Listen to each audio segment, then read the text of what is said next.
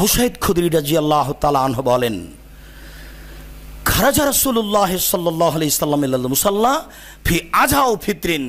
আল্লাহর নবী বাড়ি থেকে বের হয়ে ঈদের মাঠে গেলেন। হয় ঈদটা ঈদুল আজহা ছিল, না হয় ঈদুল ফিতর ছিল। হয় ঈদটা ঈদুল আজহা ছিল, না হয় ঈদুল ফিতর ছিল। মাররা আলা নিসায়ে, তিনি মহিলাদের পাশে গেলেন। মহিলাদের পাশে গিয়ে বললেন, ইয়া মাশারান নিসায়ে, হে মহিলাদের জামাত, তাসাদ্দাকনা, তোমরা দান করো। ফাইন্নি উরিতুকুন্না আকসারা আহলিন নারে, আমি তোমাদের বেশিরভাগ দেখি জাহান্নামে। তাহলে দান দিয়ে মহিলারা জাহান্নাম থেকে নিজেকে ঠেকাতে পারে। তোমরা দান করো, আমি তোমাদেরকে বেশিরভাগ জাহান্নামে দেখছি। তখন মদিনার মহিলারা তো সাহস করে কথা বলতে পারে, অমা অমাবে অমা হুন্না ইয়া রাসূলুল্লাহ, অমা অবে মা ইয়া রাসূলুল্লাহ, কেন আমরা কেন বেশি জাহান্নামে যাব, কারণ কি বলার সাথে সাথে ধরে ফেলেছি। তখন আল্লাহ রাসূল বলছেন, তুকসিরনা লানা, তিনটা কথা বলেছেন, তুকসিরনা লানা ও তাকফুরনা আশিরা। এক, বেশি বেশি মুখে অভিশাপ করো, না বুঝে কথা বলো, না বুঝে বলো ও খারাপ, ও ভালো নয়। বেশি বেশি মুখে অভিশাপ করো, মহিলার উপরে দোষ যেটা আল্লাহ রাসূল উল্লেখ করলেন। দুই, তাকফুরনা আশিরা, স্বামীকে মেনে চলো না।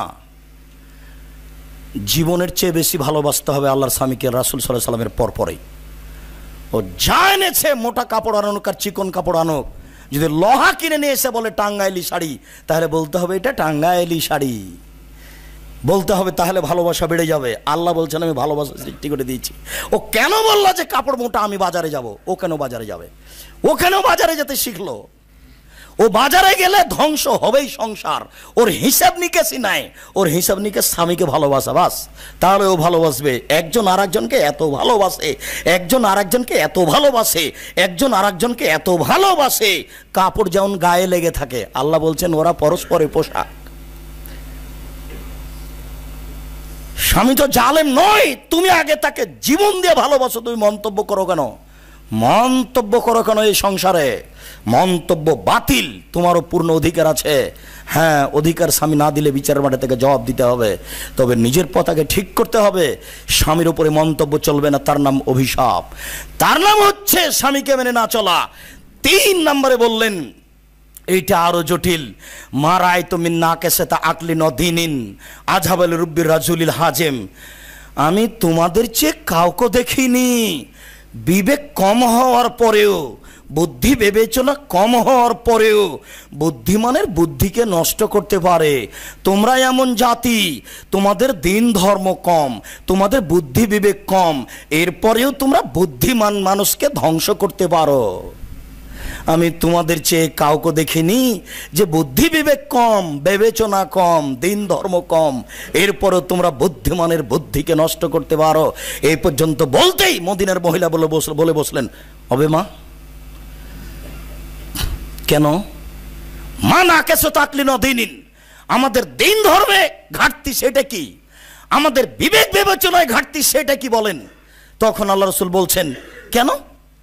আলাইসা শাহাদাতুল মারাতে মিসলা শাহাদাতির রিজালে, 2 জনের সাক্ষী সমান পুরুষের 1 জন সাক্ষী। 1 জনের মোকাবেলায় 2 জন মহিলা লাগে, এটা জানো না? হ্যাঁ, এটা তো জানি যে 1 জন পুরুষ হলে 2 জন মহিলা লাগে।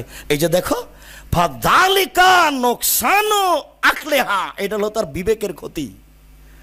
তার যে বুদ্ধি কম, বিবেক কম, বিবেচনা কম, এই জন্য 1 জন পুরুষ আর 2 জন মহিলা সাক্ষীতে লাগে।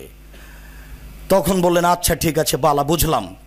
তারপরে বলছে যে তাহলে দিনের ব্যাপারে, তখন আল্লাহ রাসূল বলছেন, আলাইসা এজা হাজাতলাম তাসুমালা তুসাল্লি, যখন ওরা ঋতুবতী হয় তখন নামাজ পড়া লাগে না, তখন রোজা করা লাগে না, পরায় করা লাগে, এটা নয়?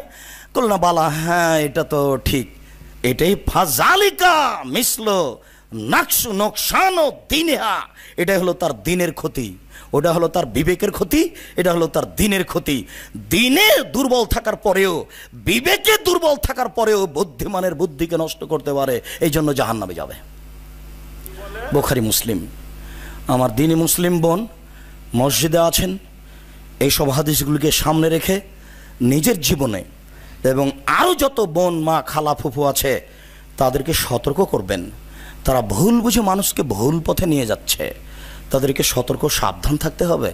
আমরা বলি, আমরা সবাই ঈমান সহকারে আমলের চেষ্টা করব। আল্লাহ তুমি আমাদের কবুল করো।